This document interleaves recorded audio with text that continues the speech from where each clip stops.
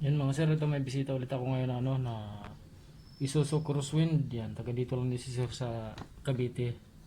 Dito lang din sa Dasma. Ang issue nito mga sir, yung sa odometer niya, katulad ng iba kong mga ginawa, bungi-bungi, hindi na maintindihan kung ano yung mga number na nandito. Hindi na mabasa ni sir kung ilan na yung odo niya. Tapos pundi rin yung yung ilaw. Itong sa udo lang din naman ang pundi. Hindi na umiilaw to eh. Gawin natin to mga sir. Pinaka main talaga na issue niya yung yung udo niya. Hindi na maintindihan, hindi na malinaw kung ano bang number. Ayan, gawin natin to mga sir, pero ito namang iba, maayos naman yan. Nagana naman ang ayos yung mga gauge niya. Bukod lang dito sa odometer.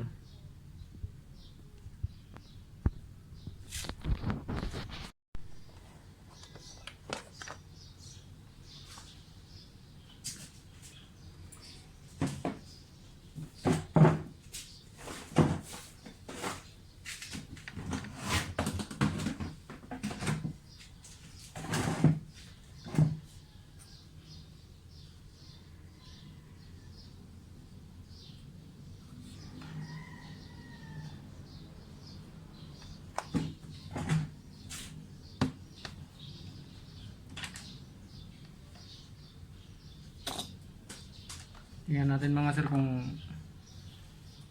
bungi-bungi talaga. Kasi hindi ko rin makita kanina doon sa sa tinesting doon sa sasakyan, hindi makita.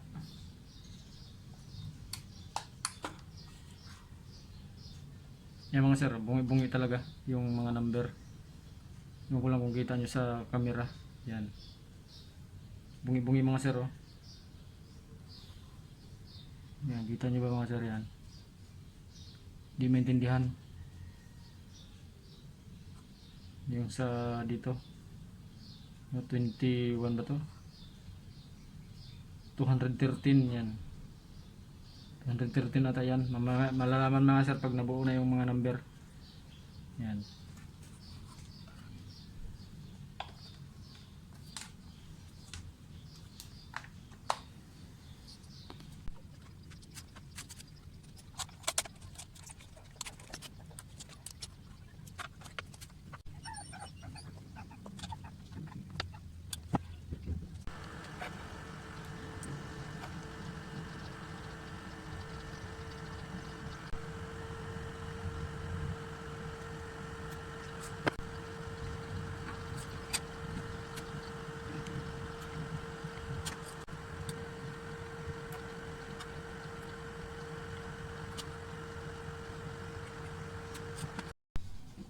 Yun mga sir, after repair mga sir, testing na natin kung bungi-bungi pa rin ba yung yung udo niya.